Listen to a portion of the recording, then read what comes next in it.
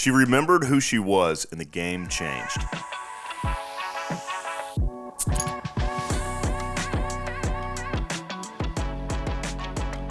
This is Wright Brennan with Lost in the Midlands, and I'm here today with a friend, a realtor, a real professional who's been quoted in the Wall Street Journal, a BNI networker. She's family-oriented. She's awesome. Sonia Mendez with LITM Realty. Sonia, thanks for hanging out today. Thank you for having me. Heck yeah. And that was a cool quote that you came up with. I was like, wow, I hadn't heard that before. How does that resonate with you? I read that a couple years ago when I was starting my business. Being a woman and starting your own real estate business is pretty intimidating. Yeah. It was just hard all around and not knowing what direction to go in. And I read that and I remember, darn, I could do it. This is me and I could do it. And I can be who I am and do a great job. Mm-hmm. And that you are. It's been awesome watching your business blog. I mean, you're killing it out there. So kudos to you. Yeah. Yeah. Really cool. Before we get into, what you're doing now, et cetera, let's hear about your early days, kind of like where you started. How did that journey begin? Oh, man. I was raised in New Jersey. Cool. That I had a very adventurous mom. She's a single mom of 4 daughters. You can imagine that house. 5 women in that house. That was a real rumble at times, but it was fun. We still all really get along and enjoy each other's company. Very tight family. 3 of us live down here. Yeah. Now in South Carolina. My parents moved my mom remarried, and she's in South Florida. She travels up. I moved to South Florida when she did. Oh. Met my husband, cool, who was raised in Miami, and he didn't like it there, so we ended up here, South Carolina. Mm-hmm. Well, aren't we lucky to have you here? That is fantastic. And then at some point, you're like, you know what? We're going to start selling real estate, and we're going to make it happen. And tell me how that decision came to be. That was actually very, very unintentional, seriously. Okay. Never thought of doing it. I love to serve. And in my heart of hearts, I love to serve. I was at a point where my youngest had started kindergarten, and I found some extra time that I had no idea what to do with. So I met this wonderful lady through BNI. Cool. And she needed a transaction coordinator. So her and her husband taught me how to do the ins and outs of real estate without actually having to be in it. Yeah. Just learning how to I can't really say that because I wasn't licensed. You were watching it from a distance. You're like, This is how everything works. That's a great way to learn it, isn't it? Yes, absolutely. At the time, you weren't licensed, and obviously she wasn't breaking any rules either. No, not at all. But then they eventually decided to go off and move to North Carolina, which left me licensed and not, I didn't know what to do. So I just ventured off and saw I waited to see what the Lord was going to do with it and take off. Mm-hmm. So obviously, while you were the transaction coordinator, you started to fall in love with real estate. Yes. And you were like, I've got to do this. Mm-hmm. And tell me how you made the first move. How'd you get your first customer? It was through the wonderful world of word of mouth. That was my first customer. It's somebody I just advertised that I got. I was officially on my own. I was getting my own referrals, and in came my very first lead from a friend. That I still remember that transaction. That was pretty hard. That was a hard one. That's how the first ones usually go, right? In the middle of COVID, by the way. Awesome. Yeah, beautiful. Mm-hmm. But it did, you were able to make it happen, and it led to more referrals, obviously. And yes, it sure did. And it developed, I've always had a love for people. Like I mentioned before, I love to serve, but love for people. Yeah. And managing a transaction is very similar to managing emotions. There's so many. I got to imagine it's such a big purchase. I mean, and most people haven't been, a lot of people, obviously, the first time, they haven't been through something like that. Mm-hmm. So you really, you really got to kind of hold some hands, right? Oh, yes. Yes. Hold some hands, lend some shoulders. Yeah. And you're great at that. You really do a good job of making people feel comfortable. Thank you. And confident in the direction that they're moving, So, you can point them in the right direction, make them feel good about that. Well, I asked you how you got your first customer, and you said you're big into word of mouth. Let's talk a little bit about B&I real quick. Is that a big piece of I know you love it because I see you in the meetings having a good time, but is that a piece of your word of mouth business? Is that helping you? It is. It really does. Developing relationships goes a long way to servicing clients the right way and sending people you know, like, and trust to take care of your clients and show up and answer phone calls and return emails. Communication is huge.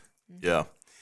I've said before, like, business is people, people's business, and that's certainly what you're saying. It just makes me think, Absolutely. Maybe I was close on that mark. And with B&I, you get a big team, and I know that in real estate you need a team of people to help. Vendors. I mean, you got to have a lot of people that are helping you make these transactions happen. So. Absolutely, and you want to essentially make as the least amount of phone calls that you absolutely can. So if I send out a text message or make a phone call, it's moving pretty fast. I really need a response quickly. Yeah. And that's just the way the market is, and people, and maybe even myself. I don't know. Growing up in New Jersey, when I say I'm going to do something, I'm going to do something. Yeah. It's a little bit slower here in the South, but I find my customers really do appreciate that. You make things happen. Yes. That aggressive side of New Jersey people, it works well in the market, doesn't it? It does. It does. Okay. Well, let's talk a little bit about the market itself. Can you tell me the climate? Like, is it a buyer's market? Is it a seller's market? What kind of market we got? It definitely is still a seller's market. And I say that with a caveat. We still don't have enough homes for these buyers that keep moving or keep coming into the market. We do have, for our buyers especially, a bit more wiggle room. It's not all about what the seller says anymore. Okay. They do have a bit more time to make decisions. I still encourage them, if they find the house, to go ahead. Let's move forward, because finding the house that checks off all of the boxes is really not likely. Yeah. Very much. There's a scarcity of houses out there. Well, you were talking a little bit earlier about how, like, some of the new construction builders, there are still homes going up, and that seems to be a great opportunity for new home buyers. Is that? First-time home buyers. I had a conversation a couple weeks ago about first-time home buyers and what new construction meant like for them. It meant smaller houses. It meant no dining rooms, no tubs, things that were really common staples in the past, things that we wanted, needed. But for these first-time home buyers, they don't care. As long as they're getting a house, they are absolutely excited about walking in there and being able to be homeowners. Yeah. Yeah, that's awesome. They're like, we got a house, we're good to go. That is correct. Everyone wants to be a homeowner, and do you understand that home ownership creates wealth? Yeah. The trend in the market right now, are you seeing more first-time home buyers? Are you seeing more people from out of state? Like, how does the buyer, how are they trending? Like, what kind of people? Recently, it's people within South Carolina. They're making moves, and that was pretty much so throughout the summer. We did see people just making the state-to-state move, but not as much, or I personally didn't. But it's more first-time home buyers, more people that their dream is to be a homeowner, and that decision wasn't affected by how high the interest rate was. Right. They were going to buy a house. Right. Where are those people moving to? Like, where does the first-time home buyer usually land right now? Is there some specific areas that are kind of growing up for that type of market? Well, I work Lexington County. Yeah. And my clientele usually comes into anywhere in Lexington, specifically maybe the Red Bank area, more Gilbert area, that borderline Gilbert, Lexington area, and the Irmo area. That's where my first-time home buyers are looking.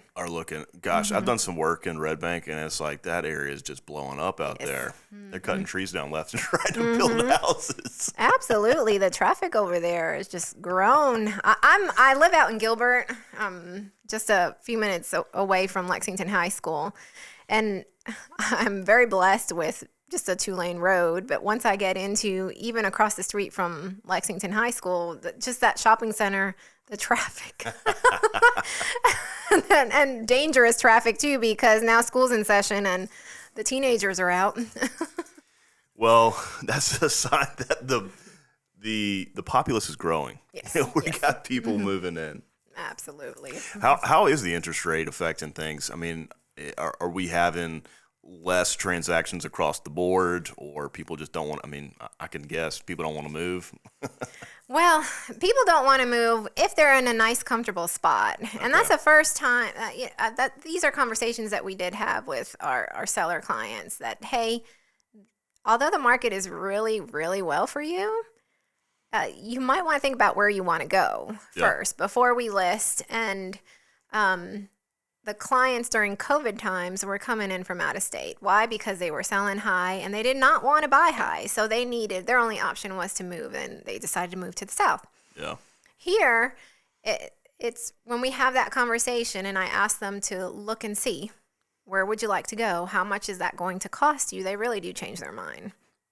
Or they sit still until they can figure it out. Yeah. But for first-time home buyers, they do not care. They do not care. Tell me how much I can afford. Yeah. Within a reasonable, and up or down, that interest rate does not bother them. Interesting. Tell me a little bit about Lake Homes Realty and kind of how that plays into your business operations. You've mentioned just a minute ago, Lexington County, you're doing stuff in Red Bank, but the lake has got to be a big piece of what you're doing too. Is that correct? Yes, Lake Homes Realty is a niche broker. Yeah. We are across 32 states now, nationwide, all across all the lakes that we've actually begun to do some beaches too. Cool. But let's see, we have about 100 agents, and every time we get bigger and bigger, every time we go back, we have to travel back to Alabama. That is where our broker, that's headquarters there. Yeah. And we get to meet each other. Now, my client for a lake client, they are usually shopping around all the lakes, nationwide, all the lakes. Wow. This is a retired client or somebody looking for a second home. So that's a little bit different. Yeah. That's more picky, a more checklist, more, am I going to be comfortable? How far are the hospitals, grocery stores, things like that. Well, we do have a beautiful lake here. We do. So I'm telling you, Lake Murray really does beat out a lot of other lakes. And not because I live here and I play here, but I have visited some other lakes. No, it's special. So close to so much like just metropolis. We got Columbia. I mean, it's all right there. So that is really cool. Somebody who's thinking, you know what, I want to get into real estate. Can you give them some words of inspiration? Because I know it's tough right now. Oh, goodness. My number one just advice that I give somebody that tells me that they want to be an agent is you really do have to love people. Yeah. That is the number one criteria. You have to love and tolerate people and help them process emotions that can be difficult to process. You, as an adult, the hardest thing to do is say no to yourself. And when you're not getting what you want, that's pretty difficult. And it can turn argumentative. You can be insulted. You can be praised. All of the emotions, but we have to remember that it's not about us. Yeah. We have to allow them to process and forgive. And nine times out of 10, if I get insulted, it's not towards me. It's usually some derogatory term that they are using because that's just lashing out, but not towards me. Yeah. They immediately apologize afterwards. I'm sorry, I took it out on you. It wasn't your fault. I just can't believe this, that, and the other thing. But that is the number one advice that I can give someone. Everything else, you have to be teachable, coachable.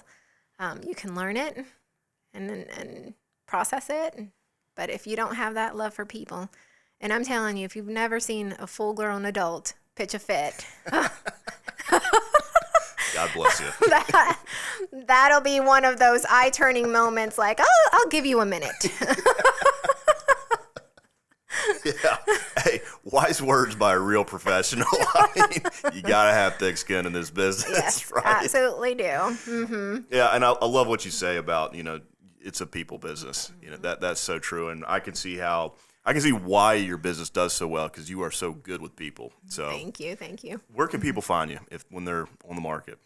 On the market. Well, I do have a website. Cool. SeaLakeMurrayHomesForSale.com is where you can find me. Or my cell phone number works just fine. 803-556-5483. Anytime you want to talk real estate, give me a call. Fantastic. Hey, Sonia, thanks so much for coming on. Oh, thank you for having me. It's been fun. Awesome.